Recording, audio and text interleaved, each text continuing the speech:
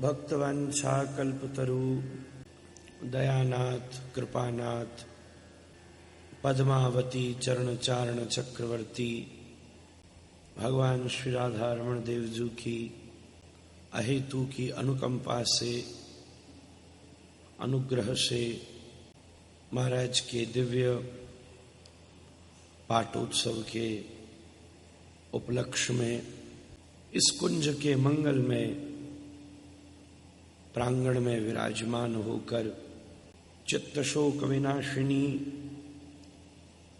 कलिमलहारिणी कृष्ण प्रेम प्रदायिनी श्रीमद् भागवत की असमूर्ध कथा के आस्वादन का हम परम लाभ प्राप्त कर रहे हैं।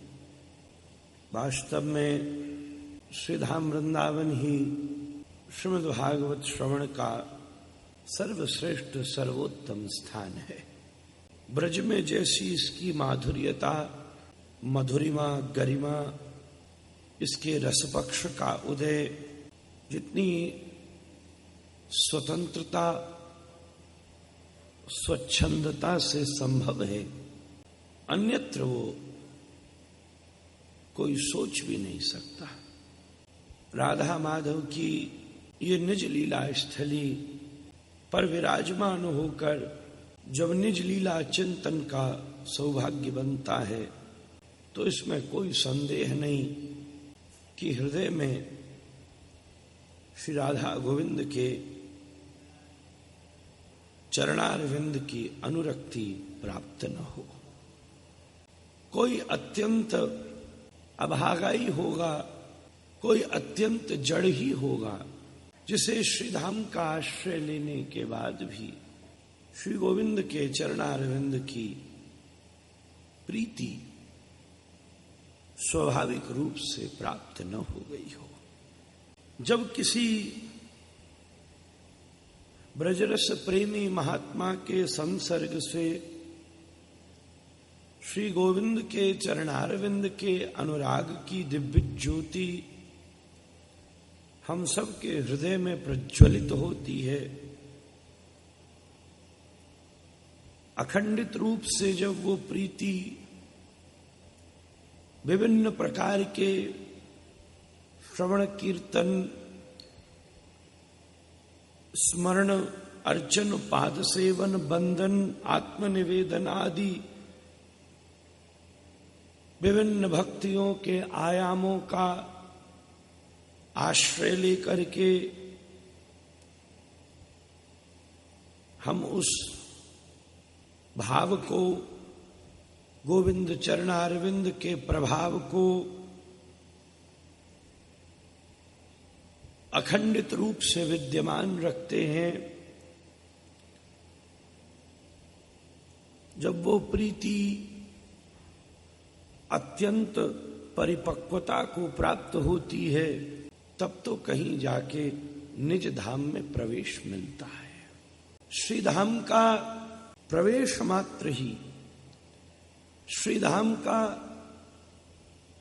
दर्शन अनुगमन अवस्थान मात्र ही श्री राधा रानी की अत्यंत कृपा का प्रमाण स्वरूप है। ये उन्हीं का परम कृपा प्रमाण है। क्या कर रही है माता? महात्माओं के बीच में बैठ के श्रवण का आचरण आना चाहिए। भगवत चर्चा में तो शिवादिक ब्रह्मादिक भी मर्यादित होकर बैठते हैं। तो श्री स्वामिनी की ही परम कृपा चंद्र में जब पूर्णिमा लगती है तभी श्री ब्रज के अंतः में प्रवेश की स्वीकृति हम सबके जीवन में बनती है। पर अगर पूर्णिमा का चंद्र भी वर्षाकालीन मेघों से ढका हुआ हो तो परिपूर्ण होने के पश्चात भी प्रकृति में व्याप्त अंधकार को निवृत्त नहीं कर पाता।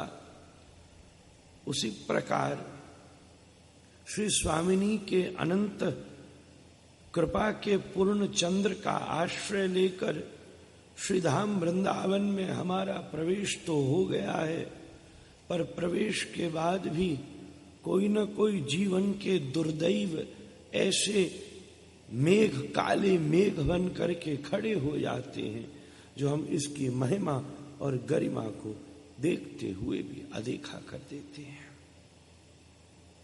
उसकी अनुभूति जीवन में प्राप्त नहीं कर पाते। पर चिंता करने की जरूरत नहीं है। मेघ कितने भी काले हों,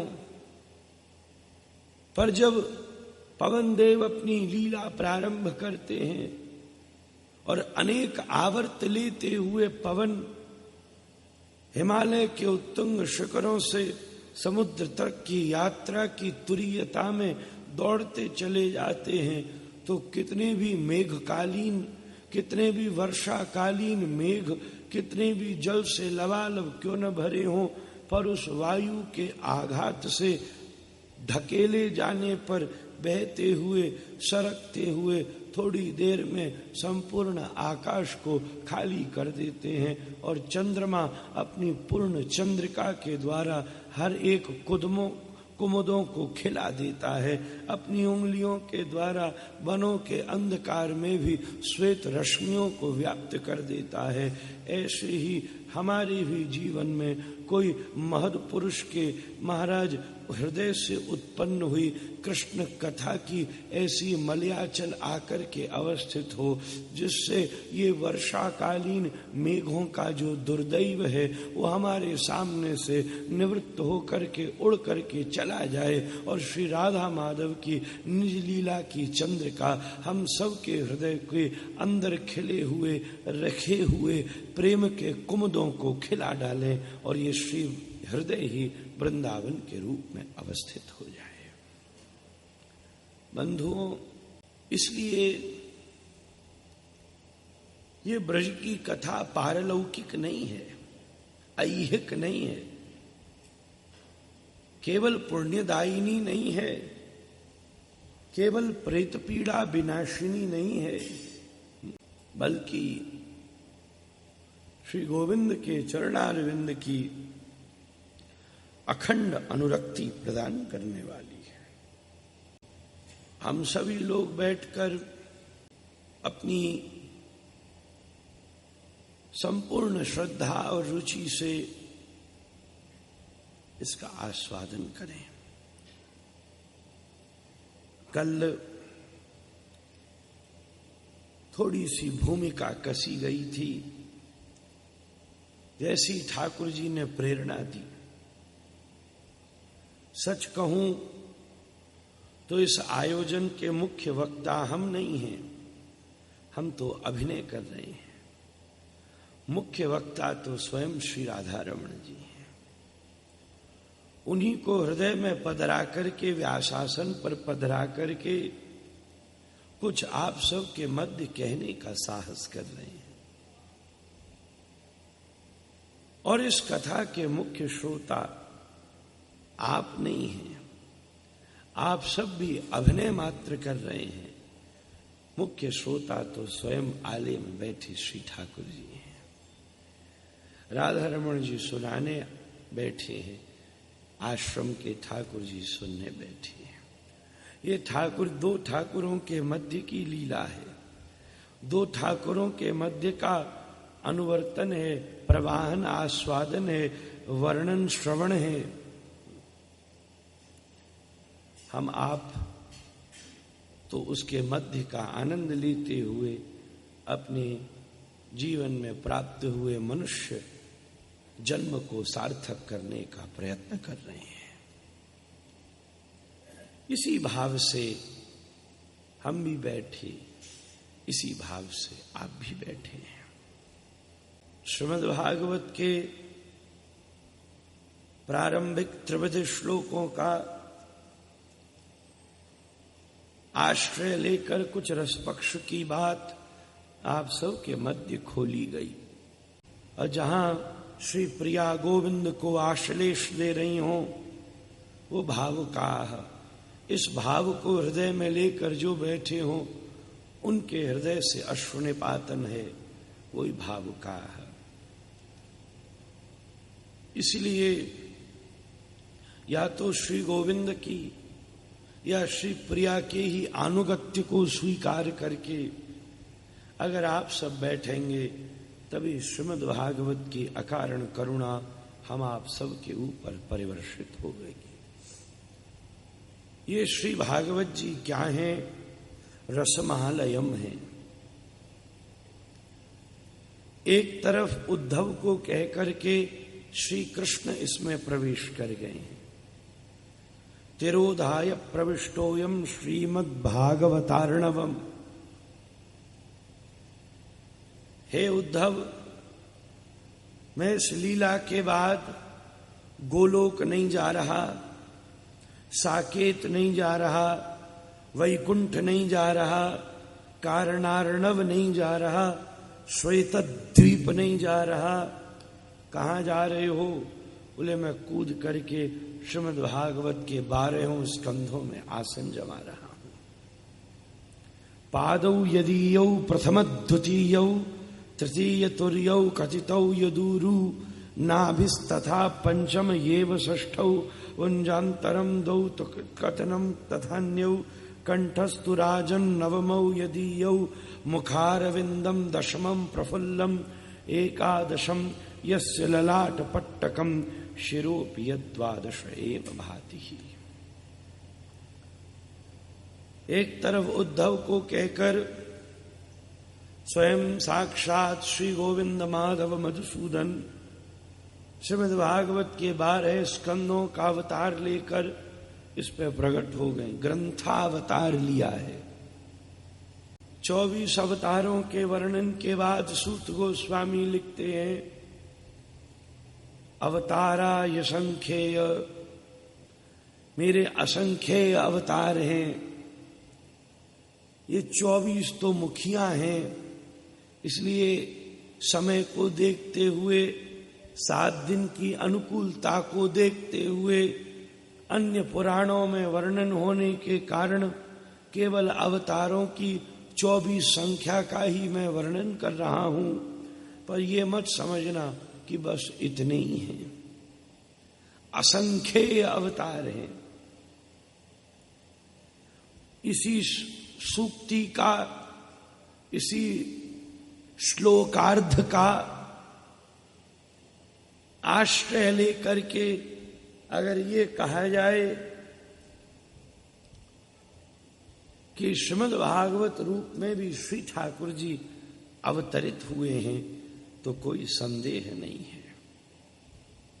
और ये उनसे भी ज्यादा कृपा में है, उनसे भी ज्यादा। श्री राघवेंद्र सरकार पधारे, कुछ वर्षों तक लीला करी, साकेत विराजमान हो गए।